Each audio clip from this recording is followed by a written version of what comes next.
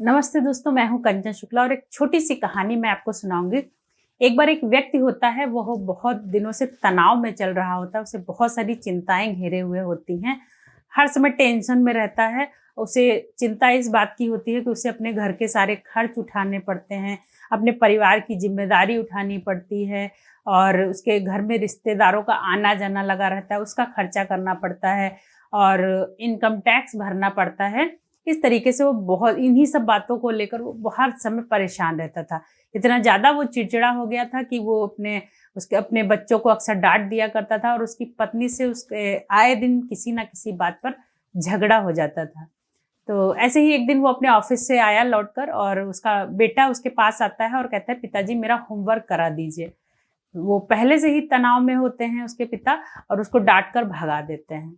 बेटा अपने कमरे में चला जाता है। उसके बाद वो जो पिता होते हैं, जो व्यक्ति होता है, वो थोड़ी देर चुपचाप शांत बैठता है और फिर उसको थोड़ा-सा खराब लगता है कि देखो बेटा आया था, मैंने उसे डाँट कर भगा दिया। उठता है और बेटे के कमरे में जाता है। बेटा सो चुका होता है अपना होमवर्क करके, तो उसकी कॉपी उठाने के लिए हटाने के लिए उठाता है कॉपी, तो उसकी नज़र उसके होमवर्क पर पड़ती है। देखता है कि बेटे को होमवर्क मिला था जिसका टाइटल था कि शुरू में जो चीज़ें हमें बुरी लगती हैं, वो बाद में अच्छी ही होती हैं। तो और बेटे को उस पर पैराग्राफ लिखना था एक। तो बेटा उसका मतलब अपना होमवर्क पूरा कर चुका होता है, तो वो पिता जो है उस होमवर्क को पढ़ता है। तो बेटे ने लिखा होता है कि पहले मुझे शुरू में अपने फाइनल एग्ज़ाम अच्छे नहीं लगते हैं। उसके बाद मुझे अच्छे लगने लगते हैं क्योंकि उसके बाद मुझे ढेर सारी छुट्टियाँ मिलती हैं। और मुझे शुरू में कड़वी दवाइयाँ पसंद नहीं आती हैं और बाद में मुझे वो दवाइयाँ इसलिए अच्छी लगती हैं क्योंकि उनसे मेरी बीमारी ठीक हो जाती है।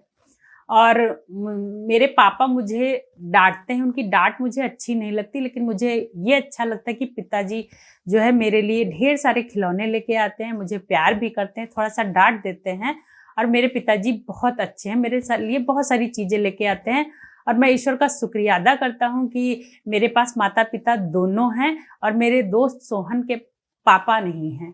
और मैं सुबह मुझे अलार्म की घड़ी बिल्कुल अच्छी नहीं लगती है, लेकिन बाद में मैं सोचता हूँ कि जब मैं उठता हूँ तो मुझे लगता है मैं जीवित हूँ, इसलिए मैं ईश्वर का धन्यवाद करता हूँ।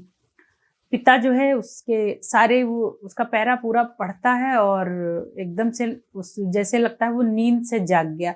थोड़ी देर वो बैठता है और अपनी सारी परेशानियाँ जो है सोचता है, फिर उसके मन में आता है कि अ, मैं अपने घर का खर्च उठा रहा हूँ क्योंकि मेरे पास घर है और मुझे ईश्वर का धन्यवाद कहना चाहिए कि बहुत लोगों के पास तो घर भी नहीं है।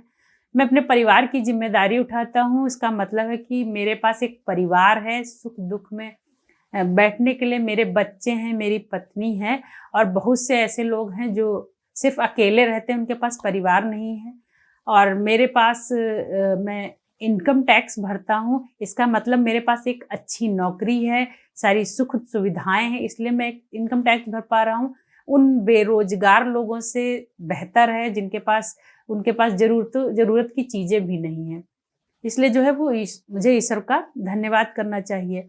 और रिश्तेदार मेरे घर आते हैं, इसका मतलब है मेरे पास एक सामाजिक प्रतिष्ठा है और लोगों से मेरा मिलना-जुलना है। बहुत से लोग अकेले ही घूमते हैं, उनके पास कोई नहीं है।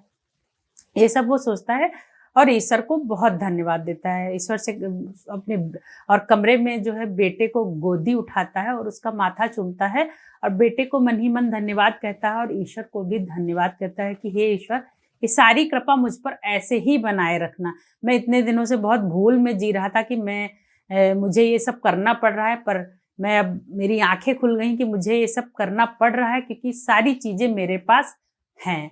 तो कहानी का सार यही है कि किसी भी चीज़ को अगर आप किसी टेंशन में रहते हैं, तो उसको अगर नकारात्मक तौर से मतलब नकारात्मक तरीके से अगर सोचेंगे, तो परेशानियाँ सिर्फ़ बढ़ती जाएँगी। लेकिन उन्हीं परेशानियों को अगर सकारात्मक तरीके से सोचेंगे, तो आपकी परेशानियाँ ख़त्म हो जाएँगी और आप चिंता से बिल्कुल मुक्त हो जाएँगे। इसीलिए हमेशा किसी भी चीज़ के 2 पहलू होते हैं, एक नकारात्मक, एक सकारात्मक।